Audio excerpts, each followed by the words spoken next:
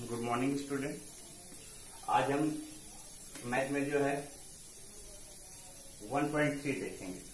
1.3 में जो है फर्स्ट क्वेश्चन हम देखते हैं। इसमें फर्स्ट क्वेश्चन में आपको क्या दिया हुआ है? फर्स्ट क्वेश्चन आपको दिया गया है, निम्नलिखित भिन्नों को दशमलव के रूप में लिखिए और बताइए कि प्रत्येक को दशमलव प्रसार जो है किस प्रकार का है। प्रत्येक का दशमलव प्रसार हमको बताना है। तो ये आपको इजी कॉन्सेप्ट है। हमको दशमलव प्रसार के लिए सब क्या चेक करना होता है कि आपको जैसे फर्स्ट क्वेश्चन हम देख रहे हैं,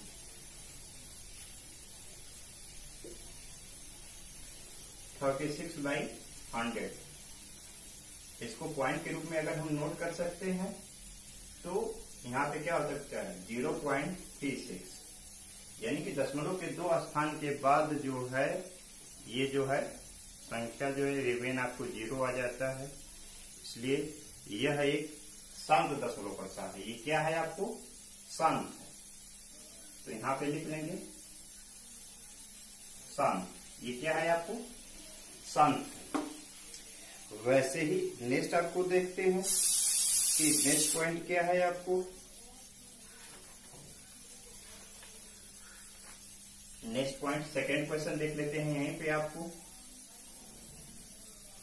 1/11 अगर हम डिवाइड करके रफ कॉपी देख लेते हैं, 1 में जो है 11 का डिवाइड करते हैं, 0 टाइम 1 हो जाएगा, 0 हो जाएगा, 1 पॉइंट करके आप 0 करेंगे, डिवाइड कर नहीं सकते, 0 करके आप 0 कर देंगे, पुनः आपको 9 टाइम ले जाएंगे, आपको 99 आएगा, रिमेन पुनः 1 हो जाएगा। तो ये क्या होगा 0.09, ठीक है ना। पॉइंट है 0 कर देंगे, पुनः 0 करके, तो ये आपको बार बार रिपीट होगा नंबर। ये क्या होगा? बार बार रिपीट होगा। जब नंबर बार बार रिपीट होते हैं तो उस कंडीशन में क्या होता है? ये अशांत होगा। क्या होगा? अशांत होगा। ये क्या होगा? अशांत होगा। तो शांत और अशांत के रूप में हमको देखते हैं। जब एक कंडीशन के बाद जो है रिमेन 0 हो जाता है तो शांत होता है, और जब रिमेन बार बार कोई मतलब में नेचुरल नंबर आता रहता है तो वो क्या होता है? अशांत होता है। ठीक है ना। वैसे भी अपोजिशन है, जब उसका हर जो होता है 2 पे पावर n व 5 पे पावर m के फॉर्म में होता है तो वो शांत होता है, और अदर कोई नंबर इनके अलावा 2 और 5 के अलावा अदर किसी नंबर के गुणनफंड के रूप में होता है तो वो क्या होता है? अशांत होता है। लेकिन ये ख्याल करते हैं कि वो सिंपलेस्ट फॉर्म होना चाहिए। वो क्या होना चाहिए? सिंपलेस्ट फॉर्म होना चाहिए। इस तरह से इसके अदर क्वेश्चन आप कर लेंगे। नेक्स्ट क्वेश्चन सेकेंड में देख लेते हैं। आपको क्वेश्चन में दिया गया है कि 1/7 इक्वल आपको दिया गया है क्या?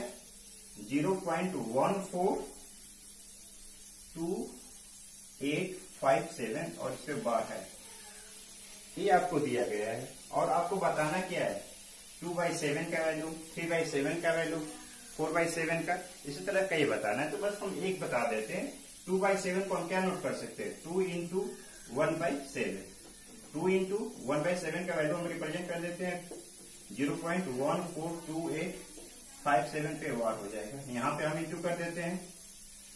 2 7 जा 14, 2 5 जा 10 11, 2 8 जा 16 17, 2 2 जा 4 5, 2 4 जा 8, 2 2 जा 2, ये आपको मान हो जाएगा। वैसे ही हम इसी प्रकार जो है 3/7, 4/7, 5/7 अदर फाइंड कर लेंगे। नेक्स्ट हम देखते हैं, इसको आप नोट कर लीजिएगा।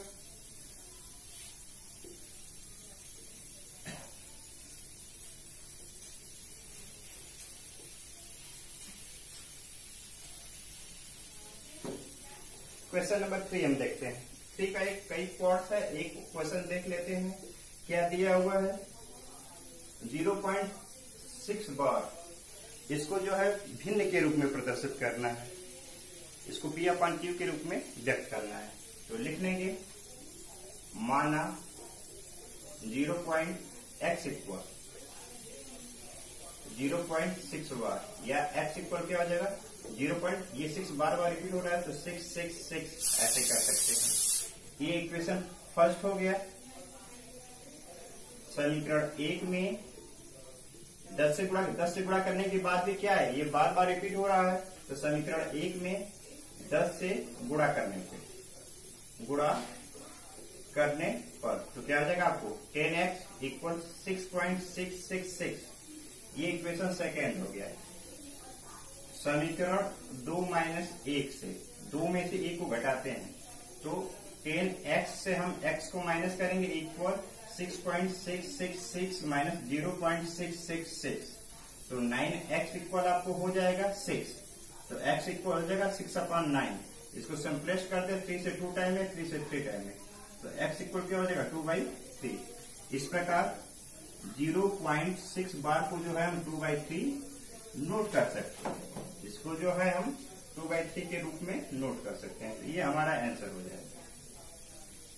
इसी तरह से जो है नेक्स्ट क्वेश्चन को हम सॉल्व कर सकते हैं। उसमें उसी थर्ड में जो अन्य 2 क्वेश्चन भी दिया गया है 0.477 पे बार है, उसी तरह से 0.001 यहाँ पे 001 पे बार है, इसी तरह उसको हम नोट कर सकते हैं। क्वेश्चन नंबर 4 और 5 सिंपल है। क्वेश्चन नंबर यहाँ पे हम देखते हैं कि ऐसी 3 संख्याएं लिखिए जो दशमलव प्रसाद अनवासनीय अनावर्ती हो, यानी कि कोई भी संख्या बार बार रिपीट ना करे। ये इजी क्वेश्चन है, ऐसे 3 एग्जांपल नोट कर सकते हैं। क्वेश्चन नंबर 8 भी बिल्कुल इजी है, 8 को हम चेक कर लेते हैं।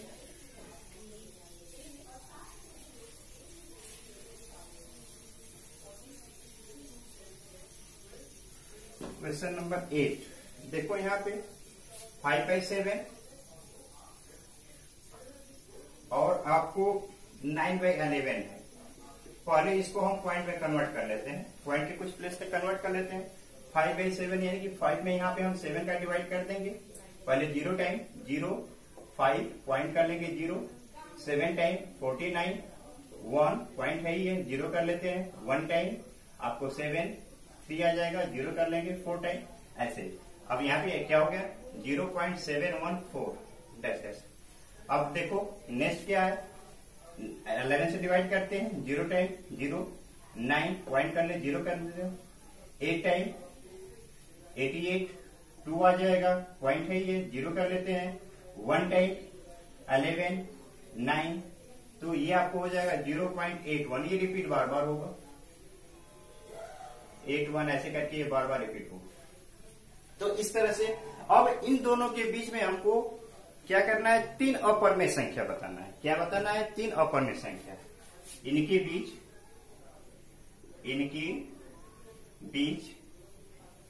3 अपरिमेय संख्या, अपरिमेय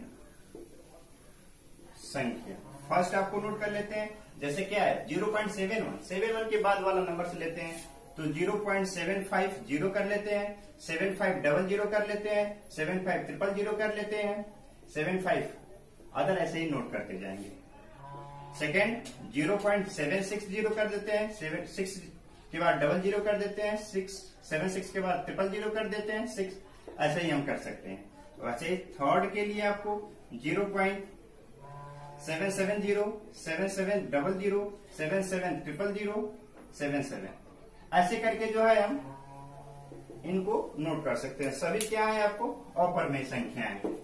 तो इस तरह से जो है ये क्वेश्चन नंबर 8 कंप्लीट हो गया। नेक्स्ट आपको क्वेश्चन नंबर 9 जो है, क्वेश्चन नंबर 9 में सिर्फ आपको परमेय और अपरमेय बताना है। जैसे फर्स्ट आपको है √23 जो क्या है अपरमेय संख्या है। वैसे ही आपको दिया है √225, इसका स्क्वायर रूट हम फाइंड करेंगे 15 हो जाएगा जो परमेय है। उसी तरह से अन्य क्वेश्चन भी दिए हुए हैं, तो इनमें परमेय और अपरमेय आपको कौन कौन से अपरमेय और कौन कौन से अपरमेय है, अपरमेय परमेय आपको छांटना है। तो आप कंप्लीट कर लीजिएगा इस क्वेश्चन को। नेक्स्ट एक्सरसाइज में हम फिर मिलेंगे। आप नोटबुक कंप्लीट करते रहिए, नोटबुक बहुत ही अनिवार्य है। नेक्स्ट वीडियो में फिर मिलते हैं बेटा, बाय।